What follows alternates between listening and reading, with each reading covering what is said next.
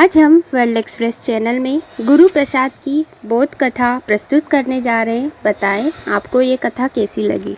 यमराज आज कुछ चकित सी मुद्रा में थे क्योंकि मृत्यु ने विनय की, भगवान ऐसा तो हुआ है कि कोई गर्भ में रहते समय, कोई पैदा हो जाने पर, कोई कई दिनों का होने पर, कोई 15 दिनों का, कोई 1 मास का तथा कोई 1 या 2 साल का होने पर, कोई युवा अवस्था में, कोई मध्यावस्था में, कोई वृद्धावस्था में पहुंचने पर मृत्यु को प्राप्त हो जाता है। यह भी कि कोई व्यक्ति आजीवन संयमशील रहा हो, कभी परिश्रम से जी न चुराया हो, अभक्ष्य न खाया हो, शुद्ध सात्विक वातावरण में रहा हो, फलस्वरूप उसने दीर्घ जीवन व्यतीत किया हो, पर अंततः उसे पाश में तो आना ही पड़ा है।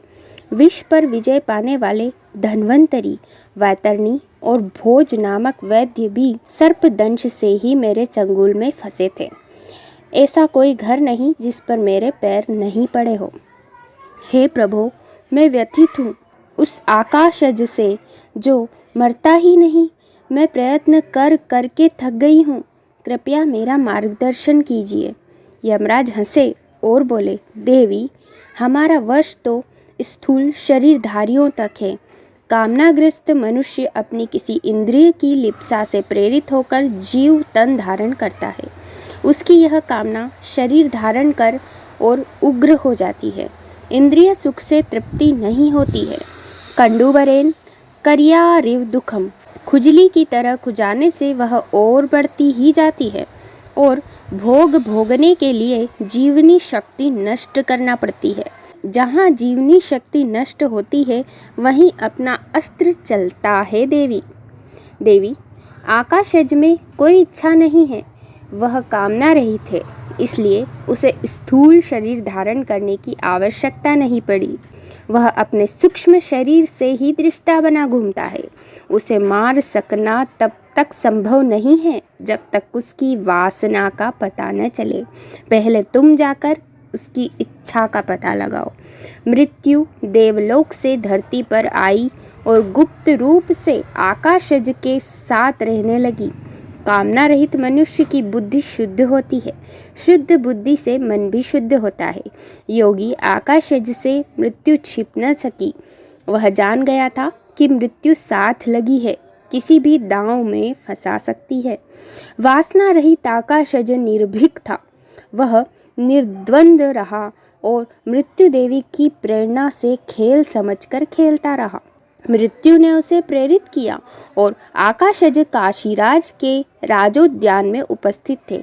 आकाशज ने सुरभित रंग बिरंगे पुष्पों को देखा, पक्षियों का कलरव सुना। सरोवर के निर्मल जल में देखता है कि राजकुमारी उस मधुरिम सौंदर्यपूर्ण मादक वातावरण में प्रातः स्नान के लिए सरोवर में अर्ध वस्त्र हो जाती है।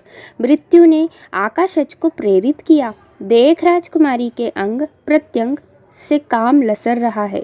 ऐसी मादक सजीव सौंदर्य श्री क्या तूने कभी अन्यत्र देखी है? वैराग्य भाव त्याग कर इस सुंदरी का वर्ण कर। आकाशज ने मृत्यु की ओर देखा और हंसकर कहा, देवी, स्त्री के वेश में यही राजकुमारी जब पिंड रूप में फंसी थी तब मैंने इसके दोनों रूप देखे थे, एक स्थूल शरीर और दूसरा सूक्ष्म। यह जो सौंदर्य है वह हाड़ मांस के शरीर का है। इसे भोग कर कौन संतुष्ट हुआ है? मैं यह जानता हूँ कि इस शरीर रूपी पिंजरे के इंद्रिय रूपी 9 द्वारों के खुले रहने पर भी यह प्राण रूपी पक्षी इसमें बैठा रहता है। यही आश्चर्य की बात है। इसके उड़ जाने मृत्यु में क्या आश्चर्य है? मैं अपने स्वरूप को जानता हूँ। वही सत्य है, वही नित्य है और वही शाश्वत सुख देने वाला है। मैं इस राजकुमारी की भी कामना नहीं करता। यदि करूँ तो फिर मुझे भी ऐसा ही शरीर धारण करना पड़ेगा। जब तक मैं इस सुंदरी के आलिंगन करने योग्य होऊंगा, यह वृद्ध हो जाएगी। फिर इसमें कोई आकर्षण नहीं रहेगा।